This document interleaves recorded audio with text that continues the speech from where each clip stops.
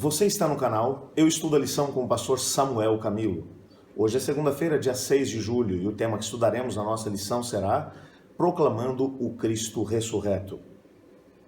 A morte de Cristo Jesus representou para os discípulos um momento de grande frustração. Durante 3 anos e meio eles haviam caminhado com Cristo Jesus, haviam visto muitos milagres serem operados por ele, tinham ouvido suas palavras, inclusive as várias vezes nas quais ele mesmo havia dito que morreria, mas ressuscitaria posteriormente. Que ele havia tomado a decisão de poder dar a sua vida para poder retomá-la. Mas essa parte da história os discípulos preferiram ignorar, até porque eles possuíam uma teologia diferente daquela que Jesus Cristo havia trazido. Eles haviam, de alguma maneira, no seu tempo, sido impregnados por algumas distorções teológicas que haviam sido providas pelos líderes religiosos do seu tempo.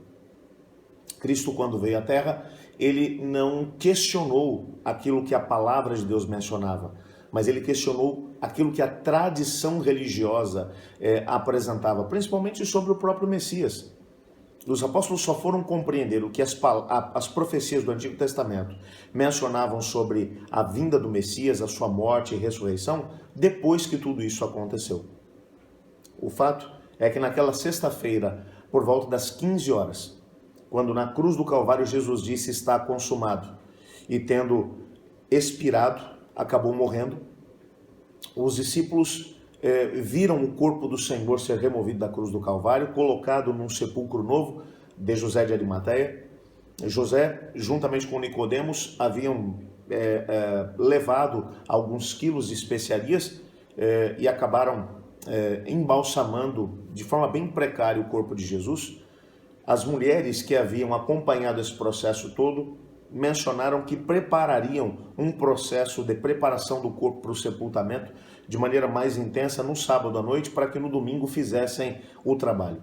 O corpo foi colocado na sepultura, uma pedra foi rolada.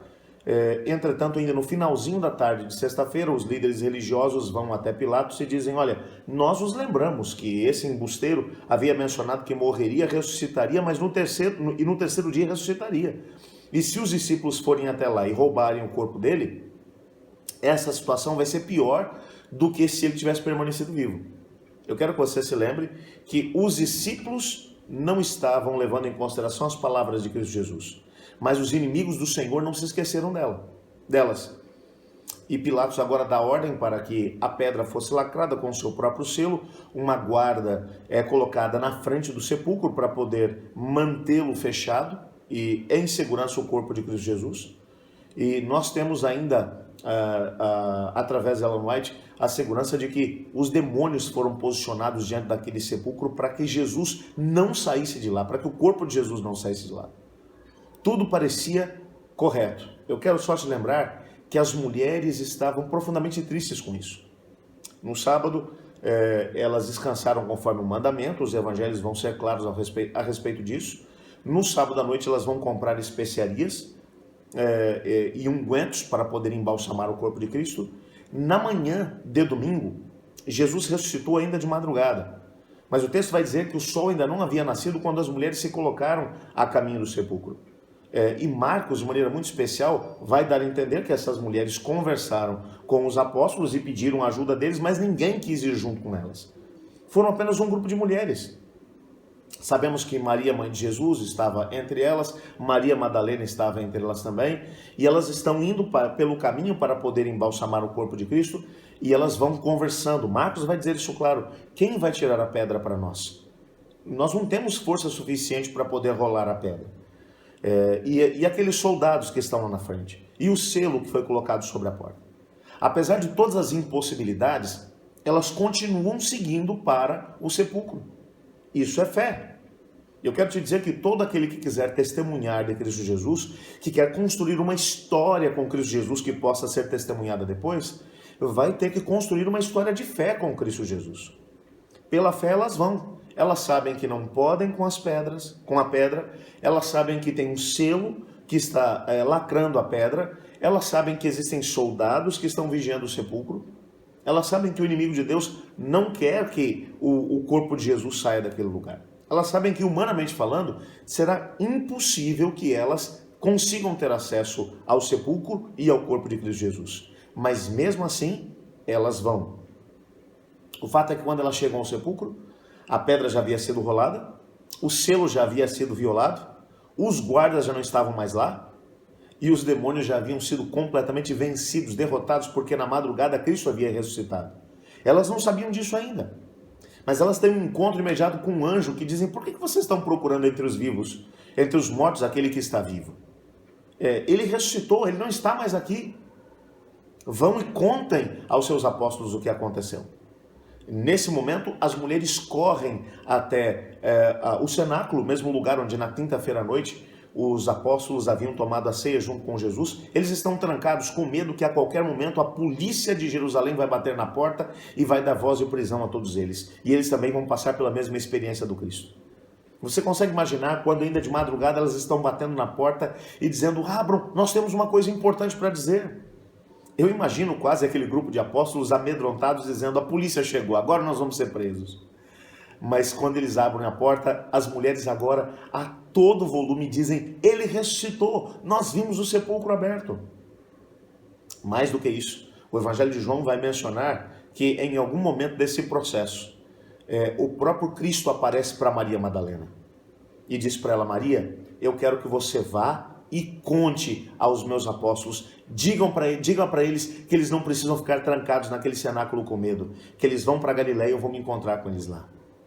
Infelizmente, o Evangelho de Marcos, no capítulo 16, vai mencionar para a gente, o versículo 11, que esses, ouvindo que ele vivia e que fora visto por ela, não acreditaram. É bem verdade que, talvez, num primeiro momento, Maria poderia pensar assim: não vai adiantar nada eu falar, porque eles não vão ouvir. Eles não estão interessados no que eu tenho a dizer. Mas independente daquilo que eles estivessem interessados em ouvir ou não, Maria testemunhou do que ela tinha ouvido. Ela testemunhou daquilo que tinha visto. Ela testemunhou daquilo que ela tinha ouvido do próprio Cristo. Ela mencionou da experiência que ela tinha vivido com o Cristo ressuscitado. Os outros não creram naquele momento. Mas mais tarde, quando eles também passaram por uma experiência, porque o próprio Cristo vai aparecer no meio deles enquanto eles estão comendo uma refeição, enquanto estão jantando, que eu acho fantástico a maneira como os evangelhos mencionam isso, porque as portas estavam fechadas, as janelas estavam fechadas, Jesus apareceu para eles e disse: a paz seja convosco. Eu quase imagino a reação desses apóstolos. Eles gritavam: é um fantasma, é um fantasma. Vocês imaginam isso? E os evangelhos deixam claro que a Maria estava lá. Eu quase imagino a Maria falando: eu disse, eu avisei que ele estava ressuscitado, eu vi, ele está ressuscitado. Mas ainda assim eles não creram. E Jesus teve que dizer para eles: escuta, vocês têm alguma coisa para comer aí? E eles tinham lá um pouco de peixe assado, tinham alguns favos de mel, e Jesus comeu o peixe, comeu o mel e disse: vejam, sou eu, toquem em mim, eu tenho carne e osso. Um fantasma não faz isso. O fato é que a Maria testemunhou. A história dela ficou imortalizada nos evangelhos, porque mesmo sendo algo completamente impossível de alguém acreditar, ela ainda assim testemunhou. Nós somos chamados para poder ter uma experiência de fé com Cristo Jesus. Talvez esse seja aquele momento que você vai ter que dar aquele passo de fé, que vai construir na tua história com Cristo uma história de vitória. E você vai ser chamado a compartilhar essa mesma história que você vai construir hoje com Cristo, com aqueles que estão à sua volta, para que eles possam crer, não apenas por aquilo que está escrito, mas por aquilo que você viveu com Cristo Jesus. A tua história fala tão alto, mas tão alto, que com certeza ela fala muito mais do que todos os sermões que possam ser pregados para pessoas que não creem. Eu queria te desafiar a construir essa história com Cristo Jesus e ao mesmo tempo compartilhar essa mesma história com aqueles que estão à sua volta. Ore comigo. Obrigado, Senhor, por tua palavra e obrigado porque o Senhor tem chamado os mais improváveis para serem as suas testemunhas. Obrigado porque Maria aceitou esse desafio e construiu essa história contigo. Ajuda-nos a podermos também construir uma história de fé com o Senhor e a compartilhá-la com aqueles que estão à nossa volta. Pois é em nome de Jesus que oramos. Amém. Eu estudo a lição. E você?